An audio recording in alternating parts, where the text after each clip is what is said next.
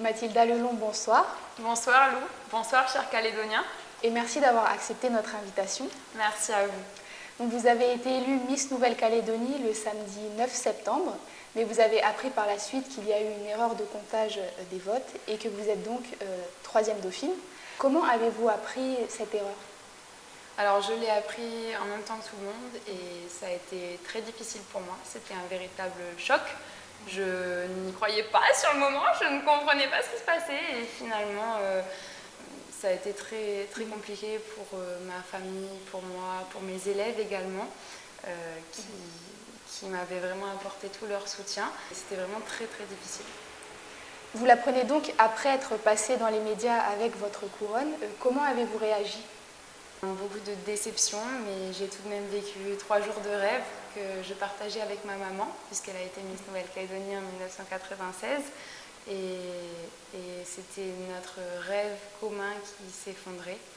Mais donc j'ai été bien entourée et j'ai été vraiment très soutenue par les Calédoniens. Donc j'éprouve une immense gratitude envers les Calédoniens. Donc le comité était au courant depuis samedi. Est-ce que vous auriez aimé apprendre cette erreur plus tôt?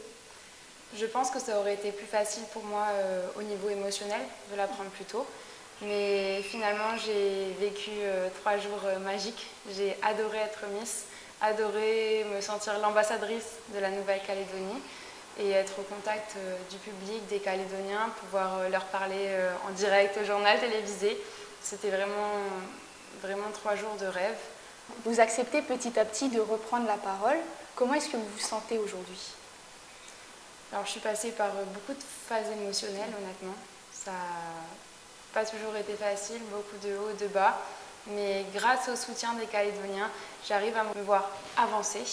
Donc, j'ai décidé de conserver mes pages sur les réseaux sociaux pour continuer de mettre en avant les causes qui me tiennent à cœur, la cause animale notamment, au travers de mon bénévolat à la SPANC.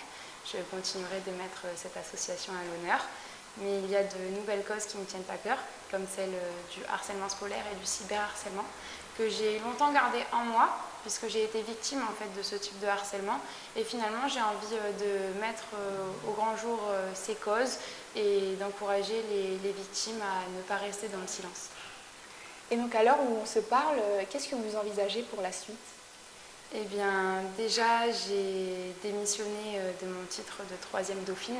C'était un réel besoin pour moi, pour tourner la page, pour avancer et pour développer de nouvelles perspectives avec et grâce au soutien des Calédoniens. Mathilda Lelon, merci d'avoir accepté notre invitation et d'avoir partagé avec nous votre aventure.